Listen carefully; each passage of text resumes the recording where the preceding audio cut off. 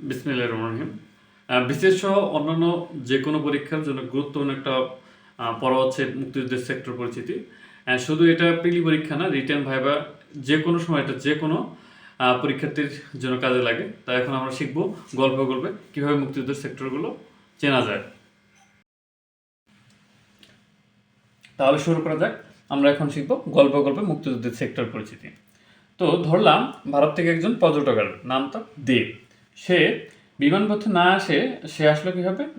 নৌপথে এসে সে এদিক দিয়ে ঢুকলো কোথায়? কর্ণফুলী নদীর পাশে চট্টগ্রাম বন্দরে নামলো। তো চট্টগ্রাম বন্দরে নামার পর সে সে শুনছে অনেক কিছু চট্টগ্রাম সম্পর্কে, যে অনেক পুরাতন শহর। তারপর চট্টগ্রাম পার্বত্য অঞ্চল আছে, পার্বত্য অঞ্চলে আবার সাজেক আছে, এই জায়গায় সাজেক থাকার কারণে আবার রাঙামাটি ব্রিজ আছে, ঝুলন্ত ব্রিজ আছে, বান্দরবনের অনেক সুন্দর মনোরম দৃশ্য আছে, নীলগিরি আছে। তো কক্সবাজার সব কিছু ঘুরলো। ঘোরার পর সে ভাবলো এত সুন্দর একটা জায়গা, সে পরবর্তীতে আবার আসবে। কি করবে? আবার আসবে। তো আবার আসার ক্ষেত্রে সে কি করলো? এই অঞ্চলটাকে চিহ্নিত করার জন্য একটা নামকরণ করলো। কি তো এক কি করলো? নাম, যে নাম্বারিং করে যাই আমি, যখন আমি আসবো পরবর্তীতে, যখন আমার মনে থাকে যে পুরো বাংলাদেশটা সফর করতেছে, সে নাম্বারিং করলো কত? এক। তো 1 নম্বর জায়গা নামকরণের পর সে ভাবলো যে এখন সে অনেক ঘোরাঘুরি করছে, তার কিছু খাওয়া দরকার। কি খাওয়া দরকার? কিছু মিষ্টান্ন খাওয়া দরকার। সে কি করলো? কুমিল্লায় আসলো। কুমিল্লায় এসে এখানে নোয়াখালীর অঞ্চল ডাব খেলো, তারপর ঢাকার কিছু জিনিস খেলো। খাওয়ার পর এই কুমিল্লার রসমালাইয়ের কারণে এই অঞ্চলটার নামকরণ করলো কত? 2। কত? এই অঞ্চলটার নামকরণ করলো 2। 2 করার পর সে খাওয়া দাওয়ার পর সে গল্প শুনে ফেলছে যে তার পাশে নাকি একটা বৃহৎ গ্যাস ক্ষেত্র আছে। কি আছে? গ্যাস ক্ষেত্র আছে। কোথায় আছে সেটা? ব্রাহ্মণবাড়িয়া তিতাস গ্যাস ক্ষেত্র। সেই গ্যাস ক্ষেত্রটা নাকি ঢাকা শহরে আবার গ্যাস সরবরাহ করে থাকে। তো ওই অঞ্চলের লোক নাকি প্রচুর মারামারি করে থাকে। তো সেই জায়গাটা দেখার জন্য সে চলে গেল। সেই জায়গাটা দেখে নামকরণ করে গেল কত? 3। যেই অঞ্চলটা আবার আসবো, আবার তিতাস গ্যাস ক্ষেত্রটা দেখে যাব, এই অঞ্চলটা করলো নাম। তো গ্যাস ক্ষেত্র দেখা শেষ, এখন সে কি করবে? এখন সে চলে গেল সিলেটের সেই 7 রঙের চা খেতে, এবং মৌলভীবাজারে নাকি অনেক চা বাগান আছে সেটা দেখার জন্য। হ্যাঁ, হোটেল গ্রান্ড সুলতানে যাবে সেটা দেখার জন্য কই গেল? সিলেট অঞ্চলে। কোথায় গেল? কোথায় চলে গেল? এই সিলেট অঞ্চলে গেল। সিলেট অঞ্চলটা যাওয়ার পর এই জায়গাটা যাওয়ার সময় কি করলো?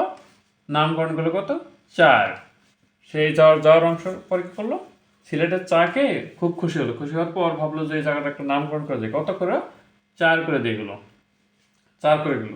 তো যাওয়ার পথে এবং ভাবলো যে অনেক তো দেখাদেখি হলো, একজন বিখ্যাত লোকের নাকি কবরস্থান আছে, তো সেখানে যাওয়া দরকার। হযরত শাহজালালের কবরস্থান সে দেখতে গেল।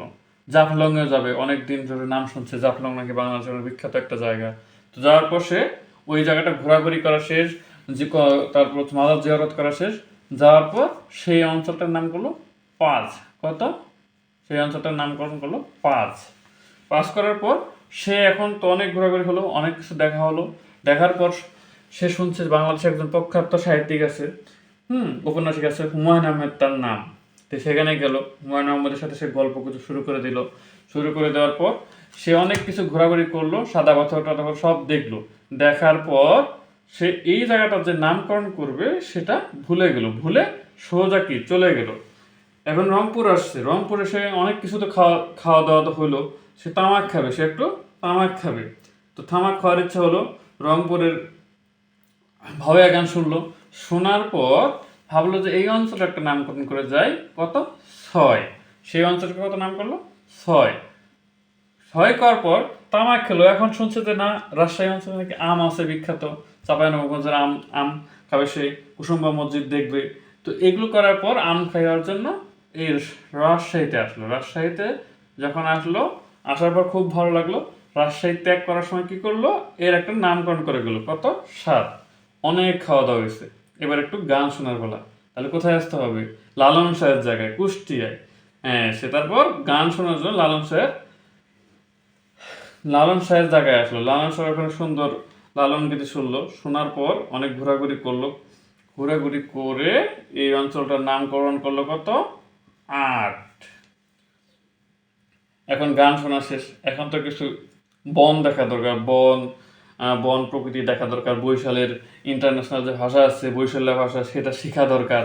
তো এইসব শেখার জন্য সে কি করলো?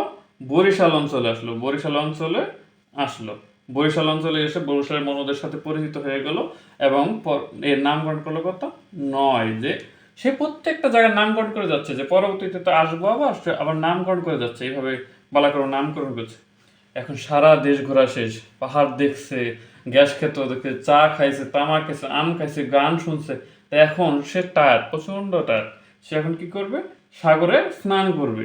সাগরে স্নান করতে গেল কোথায়, বঙ্গোপসাগরে। সে যে বঙ্গোপসাগরে গেছিল সে বঙ্গোপসাগরে আসলো, আসার পর কুয়াকাটা বিচে সে ডুব দিল বা স্নান করলো, এবং ডুব দেওয়ার পর ভাবলো যে এই জায়গাটার নামকরণ কত করে যাব, 10। এখন যখন তার স্নান করা শেষ, আরাম চেয়ারায় বসছে, বসে গোসল করে তো ফ্রেশ মাইন্ড, কিরে সে তো মনে পড়লো, কিরে আমি তো গল্প করতে হুমায়ুন আহমেদের সাথে গল্প করতে করতে একটা জায়গার নামকরণ করতে ভুলে গেছি, সেই জায়গাটার নাম কত দেওয়া যায়, 10-এর পর 11। এই হচ্ছে মুক্তিযুদ্ধের সেক্টর 11। অর্থাৎ আমরা 1, 2, 3, 4, 5, 6, 7, 8, 9, 10, 11টা পেয়ে গেলাম। অর্থাৎ আমাদের পুরো মুক্তিযুদ্ধের সেক্টরটা যদি আমরা সহজে মনে রাখতে চাই, এইরকম একটা চক্কর। ঠিক আছে, এখান থেকে শুরু, এখানে এন্ডিং, তবে না এখান থেকে সোজা চলে যাবে এইখানে 11তে। এইখানে যদি হয় কত 1, এখানে 1, এখানে 10, এইখানে হচ্ছে 11। এই হচ্ছে আমাদের এন্ডিং পয়েন্ট। যারা সহজে বুঝতেছেন না তারা এই যে এভাবে দেখবেন, একটা চক্র কাটবেন, জাস্ট এভাবে গোল চক্কর দিয়ে আসবেন। এই হচ্ছে আমাদের ইয়াম।